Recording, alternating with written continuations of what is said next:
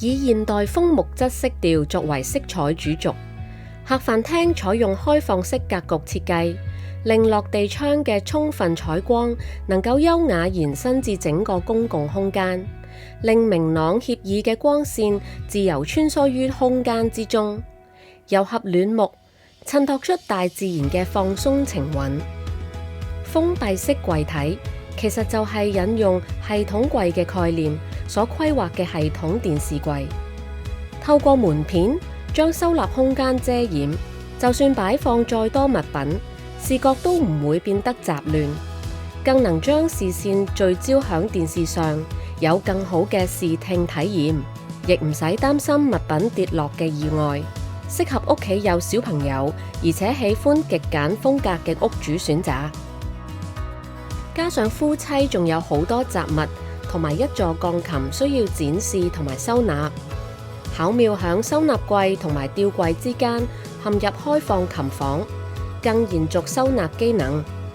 偶爾飄送嘅音樂旋律令家居空間增添人文氣質。屋主有聘請工人嘅需求，所以特別預留咗工人房，打造咗一張簡約嘅雙層床，處處蘊藏收納機能，可以擺放行李同埋雜物。至於主人房空間，則延續公共空間嘅暖木色調，以及簡約風格嘅家具選擇，醞釀出舒適放鬆嘅居家氣氛。床頭有大容量收納架，兼具收藏同埋展示機能嘅櫃體，可以俾屋主擺放紀念品同埋裝飾。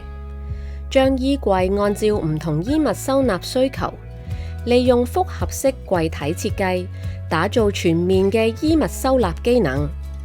隔櫃同埋層板可堆疊 T 恤同埋帽，需要防塵嘅衣物就可以放置響櫃桶裏面，而大褸、長褲等則可以利用吊掛五金可線收納。一個人工作容易分心，設計師規劃可以同埋另一半共同使用嘅書台，而雙書桌又可以各自獨立使用，搭配充足嘅插座、文件收納櫃，令響屋企工作效率大幅提升。尺數細嘅浴室，洗手台下面設計成半開放規劃，使用上更具實用性，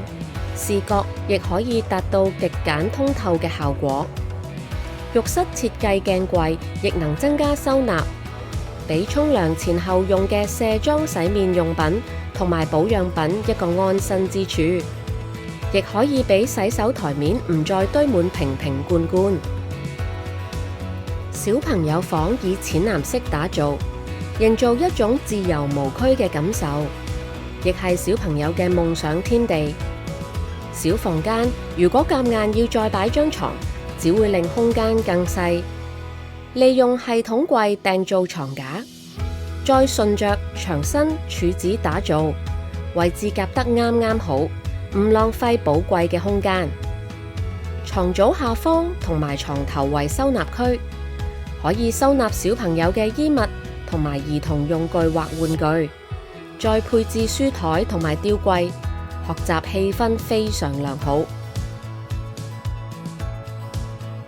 呢間睡房嘅衣櫃採用完全封閉式嘅設計，以維持空間整體視覺嘅乾淨利落。除此之外，設計師沿住牆面配置衣櫃同埋工作台，唔單止滿足收納需求，亦將機能整合響一齊。木系廚房係療癒風常見嘅搭配色系，而木質本身擁有多種紋理同埋色調，都係一種經典而襟睇嘅選擇。透過唔同嘅材質同埋配件搭配，就能創造別致嘅經典木質風格。另外，以 L 字形同埋一字形打造，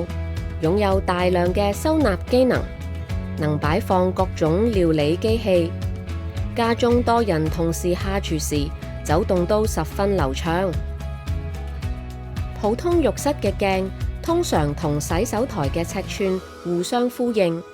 限制咗放大浴室視覺嘅可能。設計師巧妙將鏡面嘅尺寸放大，唔單止營造出寬敞開放嘅感覺，鏡面裏面仲增添儲物功能，收納容量同時倍增。